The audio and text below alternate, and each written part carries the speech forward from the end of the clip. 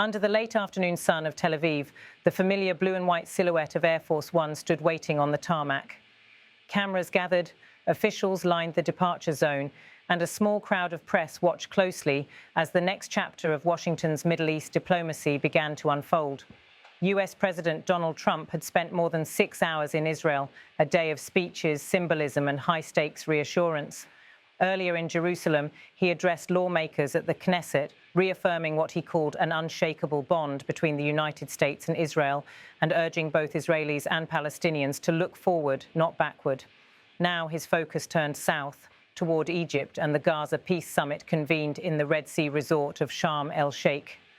The summit would bring together regional and world leaders, hoping to consolidate the fragile ceasefire that had quieted months of devastation in Gaza. Before boarding his plane, Trump spoke briefly with Israeli Prime Minister Benjamin Netanyahu, exchanging parting words and a handshake that photographers quickly captured. The conversation, light in tone but heavy in meaning, closed a visit shaped by the twin pressures of diplomacy and domestic politics. For Israel, Trump's trip symbolized continued American commitment. For Washington, it was a balancing act between alliance and mediation. Trump turned toward the stairway of Air Force One. He waved, smiling toward the cameras, a gesture both routine and symbolic, a show of confidence before what aides privately described as the most delicate phase of the ceasefire effort. At his side were Jared Kushner, senior White House advisor, and Ivanka Trump, both integral figures in what the administration calls its Peace Through Partnership initiative. They followed him up the steps, their presence underscoring the familial style of diplomacy that has defined Trump's approach since his return to office. As engines started and Air Force One began to taxi down the runway, the moment carried echoes of earlier eras. Presidents leaving Tel Aviv for Cairo, Washington envoys crossing desert skies in pursuit of elusive peace. The difference this time, a Gaza scarred by unprecedented destruction and an international community divided between hope and skepticism. In the background, the Israeli and American flags fluttered side by side, a visual reminder of decades of shared strategy and shifting expectations. Inside the plane, advisors prepared briefing documents detailing the first phases of reconstruction, including a US-led $70 billion Gaza rebuilding fund already announced during Trump's Knesset speech. Trump's visit had been tightly choreographed. Security convoys had swept across Jerusalem's streets in the morning, the Knesset chamber filled with applause and occasional tension as he spoke about the peace of strength. For Israelis still reeling from years of war, the visit brought both relief and reflection. For Palestinians watching from a distance, it raised cautious questions whether peace built in summits could survive the realities on the ground. As the presidential jet gained speed, the engines roared across Ben Gurion Airport, drowning out the reporters' final questions. Within moments, Air Force One lifted off, bound for the Sinai Peninsula, where a circle of leaders awaited Trump's arrival. Egypt's President Abdel Fattah, el-Sisi, host of the summit, had personally invited counterparts from Europe, the Gulf, and Asia. The gathering aimed to finalize early reconstruction frameworks and coordinate international pledges, following the ceasefire that halted 2 years of bloodshed. For the White House, this flight marked the pivot from diplomacy in speeches to diplomacy in action. Trump was expected to propose what aides describe as a Gaza recovery compact, tying infrastructure aid to verifiable ceasefire compliance by all sides. The compact would involve Israel, Egypt, and Qatar as guarantors, a rare alignment of nations often at odds. Back in Tel Aviv, Netanyahu's office released a short statement thanking the US president for what it called his steadfast leadership in securing peace and security. For Israel, Israeli media replayed clips of Trump's wave at the airport, set against soundless footage of Air Force One's ascent.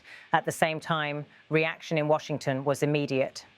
Congressional leaders from both parties acknowledged the symbolic weight of the trip, though some questioned whether the ceasefire could hold without deeper political reforms inside Gaza.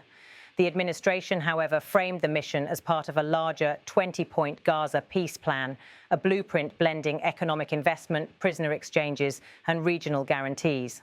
As Air Force One crossed the Negev and approached Egyptian airspace, the sun began to dip over the desert, a view that generations of negotiators had seen before, each believing they might be the ones to finally end the conflict. Aboard the plane, according to pool reporters, Trump spent much of the short flight reviewing notes and speaking with Admiral Brad Cooper, his regional security envoy. Cooper, who had overseen maritime ceasefire monitoring in the eastern Mediterranean, was scheduled to brief summit participants on new naval deconfliction zones off Gaza's coast, a key component in maintaining the fragile truce. For Cairo and Jerusalem alike, this meeting carried enormous stakes. 500,000 displaced Palestinians were beginning to return north, while Israel continued to search for missing hostages. The US sought to prevent any relapse into violence, knowing that one miscalculation could undo months of diplomacy. As the presidential plane began its descent toward Sharm el-Sheikh, Egyptian state television cut to live coverage. Viewers saw the familiar blue and white aircraft gliding over the Red Sea coast, the same plane that had hours earlier departed Tel Aviv. Commentators emphasized the symbolism: an American president flying directly from Israel to Egypt for Gaza talks, a logistical route that once represented decades of mistrust, now a path of engagement. In the arrivals area, Egyptian officials readied the red carpet. President el-Sisi awaited his guest alongside senior envoys from Qatar, Turkey, France, and the United Kingdom. Among them were French President Emmanuel Macron, German Chancellor Friedrich Merz, UK Prime Minister Keir Starmer, and Spanish Prime Minister Pedro Sanchez, all co-sponsors of the new reconstruction pledge. For regional observers, Trump's trip from Tel Aviv to Sharm el-Sheikh was more than a flight. It was a test of credibility. Could Washington's words be turned into sustained coordination? The ceasefire, now entering its second week, remained fragile, but with every diplomatic gesture, leaders sought to convince weary populations that this time might be different. Back in Tel Aviv, the runway had already emptied. The noise had faded, leaving only the echo of engines and the flutter of flags. For Israelis watching from balconies, Trump's departure symbolized both gratitude and uncertainty. Gratitude for the hostages freed and calm restored. Uncertainty about what might follow if diplomacy faltered. "This is a great and beautiful day," Trump had said earlier in Jerusalem, words that resonated now as Air Force One disappeared into the evening haze. For his administration, the Gaza summit was the centerpiece of a peace strategy that extended far beyond the region, a test of American leadership, influence, and endurance. As night fell over the Mediterranean, the lights of the presidential aircraft shimmered faintly against the horizon, a fleeting image of motion, power, and promise. Beneath it lay a landscape marked by loss and hope, divided yet yearning for stability. The world watched closely. What happened next in the conference halls of Sharm el-Sheikh would decide whether this flight from Tel Aviv marked the beginning of genuine peace or merely another pause in an endless cycle of war and reconciliation.